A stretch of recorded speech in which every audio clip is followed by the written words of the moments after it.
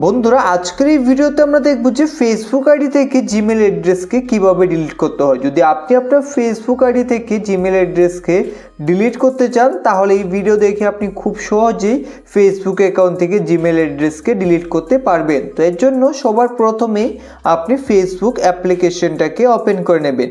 Open করার পর ডান দিকে আপনি 3 লাইনে দেখতে পাবেন, এখান থেকে 3 লাইনে ক্লিক করে এখন বন্ধুরা আপনারা একটু নিচে আসুন, নিচে দেখতে পাবেন সেটিংস অ্যান্ড প্রাইভেসি। এখান থেকে আপনারা সেটিংস অ্যান্ড প্রাইভেসিতে ক্লিক করবেন, তারপর এখান থেকে আপনারা সেটিংসে ক্লিক করে দেবেন। সেটিংসে ক্লিক করলে আপনি দেখতে পাবেন see more in account centre, এখানে ক্লিক করবেন। ক্লিক করার পর এখন বন্ধুরা এখান থেকে আপনারা পার্সোনাল ডিটেলসে ক্লিক করে দেবেন।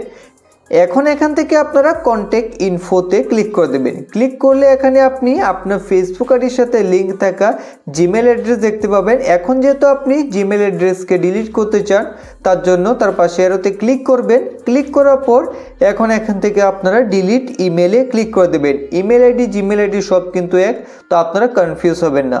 তো এখন এখান থেকে ডিলিটে ক্লিক করে দেবেন। ডিলিটে ক্লিক করে দেওয়ার পর এখন আপনাদের ফেসবুক আইডির সাথে লিঙ্ক থাকা ফোন নাম্বারে একটা কোড সেন্ড হবে হোয়াটসঅ্যাপে, তো সেই কোডটাকে আপনারা এখানে কোডের জায়গায় এন্টার করে দেবেন।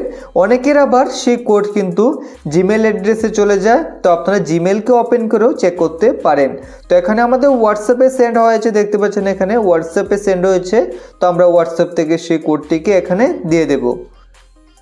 কোড দিয়ে দেওয়ার পর এখন এখান থেকে আপনারা কন্টিনিউতে ক্লিক করে দেবেন। কন্টিনিউতে ক্লিক করে দিলেই এখন কিন্তু আপনার ফেসবুক আইডি থেকে আপনার যে জিমেল অ্যাড্রেস তা ডিলিট হয়ে গেছে। এখন দেখুন এখানে ফোন নাম্বার রয়েছে, জিমেল অ্যাড্রেস কিন্তু ফেসবুক আইডি থেকে ডিলিট হয়ে গেছে।